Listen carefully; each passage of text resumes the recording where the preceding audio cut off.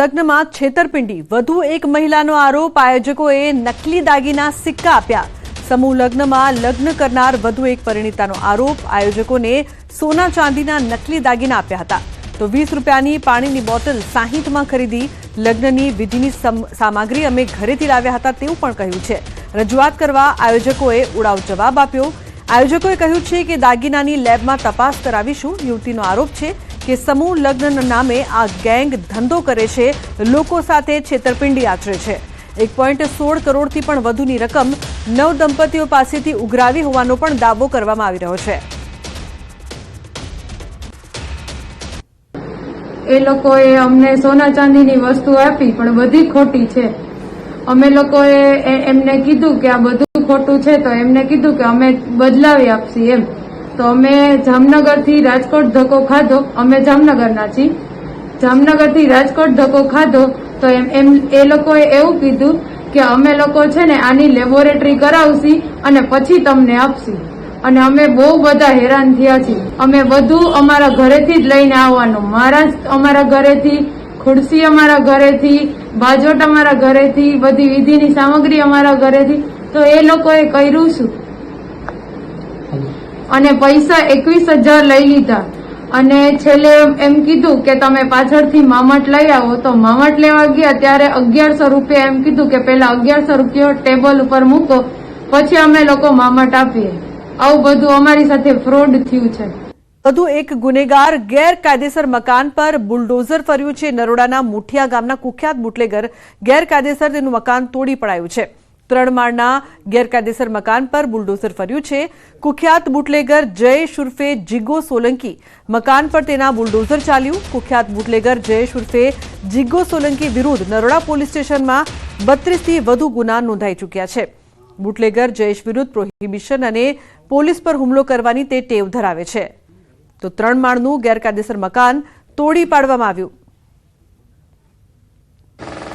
અમદાવાદના નરોડા વિસ્તારમાં આવેલા મુઠિયા ગામમાં કુખ્યાત બુટલેગર જે જયેશ ઉર્ફે જીગો, જેનું મકાન છે 3 માળનું, આ મકાન આપ જોઈ રહ્યા છો, તેના પર બુલડોઝર ફરી રહ્યું છે। પોલીસ અધિકારીઓની ટીમ અહીં પહોંચી છે, ઉચ્ચ અધિકારીઓ સહિત ખાસ કરીને અમદાવાદ મહાનગરપાલિકાની એસ્ટેટ વિભાગની ટીમ પણ કાર્યવાહી કરી રહી છે।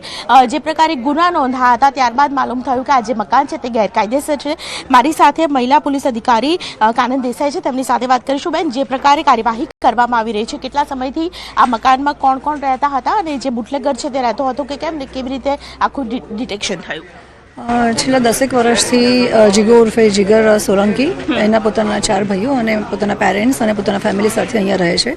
ગેરકાયદેસર જે આ બાંધકામ છે અને જે મકાન ઊભું કર્યું છે એ સંપૂર્ણ ગેરકાયદેસર છે। છેલ્લા 10 વર્ષથી એ ગુજરાત બહારથી પોતાના ભાઈઓની અને બીજા માણસોની સિન્ડિકેટ રચી અને ગુજરાત બહારથી પ્રોહિબિશનનો મુદ્દામાલ લાવો, અહીંયા પ્રોહિબિશનની મુદ્દામાલની ગેરકાયદેસરની પ્રવૃત્તિઓ કરવી, અસામાજિક માનસિકતા ધરાવી, અસામાજિક માનસિકતાની સાથે અગ્રેસિવ માનસિકતા કે જ્યારે પોલીસ વિરોધી પણ એની માનસિકતા છે, એ બધી થઈ અને એણે ઓલરેડી જે ટ્રાન્ઝેક્શન્સ કર્યા છે અને જે અસામાજિક વેપાર કર્યો છે એમાં એના 1.5 કરોડ ઉપરના ટ્રાન્ઝેક્શન્સ અમારા ધ્યાનમાં આવ્યા છે, એના બેંકના ટ્રાન્ઝેક્શન્સ, જે અમે ઇન્કમટેક્સ સાથે પણ શેર કર્યા છે। આ ઉપરાંત અમે કલમ 111(3) મુજબની સંગઠિત ટોળકી રચીને જે અસામાજિક પ્રવૃત્તિ કરી રહ્યો છે એની પણ અમે કાર્યવાહી કરી છે। અને આપણે જે અસામાજિક તત્વોની ડીજી સાહેબની ડ્રાઈવ હતી, સીપી સાહેબની સૂચના મુજબ આપણે એમાં મ્યુનિસિપલ કોર્પોરેશન સાથે આનું નામ શેર કરેલું હતું, એની તમામ ડિટેલ્સ શેર કરેલી હતી। મ્યુનિસિપલ કોર્પોરેશને એમની જે નિયમો છે એ આધારે નોટિસ આપી અને કાલે નોટિસ પીરિયડ પૂરો થાય આજે અમે એનું ડોમિનેશનની કાર્યવાહી અત્યારે ચાલુ કરી છે। આ લોકો એકલ દોકલ નથી હોતા, ગ્રુપ બનાવીને અથવા તો આ રીતે સિન્ડિકેટ કરીને કામ, એના 4 ભાઈઓ અને બીજા એના નાના જે મદદગારી કરે છે એ આખી સંગઠિત ટોળકી માટે થઈ અને અમે 111(3) મુજબની કાર્યવાહી કરી છે અને 35થી 40 જેટલા ગુનાઓ એના પર ઓલરેડી છે। પાસાની કાર્યવાહી પણ એના પર વારંવાર થયેલી છે, છતાં પણ એણે આ પ્રકારની પ્રવૃત્તિ ચાલુ રાખેલી હતી, જેના કારણે થઈ અને અમે 111(3) મુજબની પણ કાર્યવાહી કરી છે અને અત્યારે ડિમોલેશનની કાર્યવાહી ચાલુ છે। ગુજરાત બહારનું કનેક્શન પણ ક્યાંક સામે આવ્યું છે? હા, એની અમારે તપાસ અત્યારે ચાલુ છે। બેન, અત્યારે જે મકાન છે તે તોડી પાડવામાં આવે છે, અન્ય કોઈ મકાન છે જે ધ્યાનમાં આવ્યા હોય ને તેને પણ તોડી પાડવાના હોય?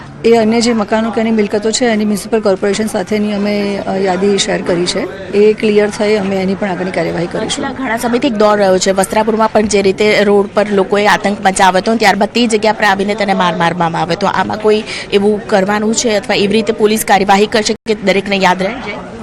અત્યારે જે ડિમોલેશનની કાર્યવાહી ચાલુ કરી છે અને થઈ રહી છે એ પણ એક કાયદાની મર્યાદામાં રહીને કરેલી અમે કાર્યવાહી છે અને જરૂર પડે અમે જે રીતે એને ટ્રીટ કરવાનો છે કાયદાના મર્યાદામાં રહીને અમે કરીશું. બિલકુલ. તો કાયદા અને સુરક્ષાના કોઈ પણ સંજોગે સાખી નહીં લેવાય, કાયદા અને સુરક્ષા તોડશો તો કોઈ પણ પ્રકારે સાખી નહીં લેવાય તેવો સીધો એક મેસેજ છે. અહીં બુટલેગરનું જે ઘર છે તેની પર બુલડોઝર ફરવાનું છે અને તેને લઈને ખાસ કરીને જે કાર્યવાહી છે તે કાર્યવાહી હાલ સ્થળ પર કરવામાં આવી રહી છે. સમાચારની વાત કરીએ તો સુરેન્દ્રનગરના ચોટીલામાં સાડીની દુકાનમાં ગ્રાહક બનીને આવેલ મહિલાએ ચોરી કરી છે. વેપારીની નજર ચૂક થતા 4 થી વધુ સાડીની ચોરી કરીને રફુચક્કર થઈ. આ સમગ્ર ઘટના સીસીટીવીમાં કેદ થઈ છે. વેપારીએ સીસીટીવી ફૂટેજ વાયરલ કરીને અન્ય વેપારીઓને સાવધ રહેવા અપીલ કરી છે. મહત્વનું છે કે કઈ રીતે નજર ચૂકવીને સાડીની ચોરી કરવામાં આવે છે તે આ સીસીટીવીમાં જોવા મળી રહ્યું છે. વેપારીની નજર ચૂક કરીને 4 થી વધુ સાડીની ચોરી કરીને મહિલા ત્યાંથી ફરાર થઈ હતી. તો જુઓ કઈ રીતે ચોરી કરવામાં આવી રહી છે. 4 થી વધુ સાડીની ચોરી કરતી આ મહિલા સીસીટીવીમાં કેદ થઈ છે. નીકળતા કાર્યવાહી કરવામાં આવી છે. અમદાવાદ મનપાના ફૂડ વિભાગે કરી છે કાર્યવાહી. મણિનગરનું મહાલક્ષ્મી કોર્નર એએમસીએ સીલ કર્યું છે. દુકાન માલિક પાસે યોગ્ય કાગળ ન હોવાથી કાર્યવાહી કરવામાં આવી છે. તો મણિનગરમાં આઈસ્ક્રીમ કોનમાંથી ગરોળી નીકળી હતી. આઈસ્ક્રીમ ખાતી વખતે અજુગતું મોઢામાં આવી જતા બહાર કાઢીને જોતા ગરોળીની પૂંછડી બહાર આવી હતી. મહિલાને ઉલટી થયા બાદ તબિયત લથડતા હોસ્પિટલમાં દાખલ કરાઈ હતી.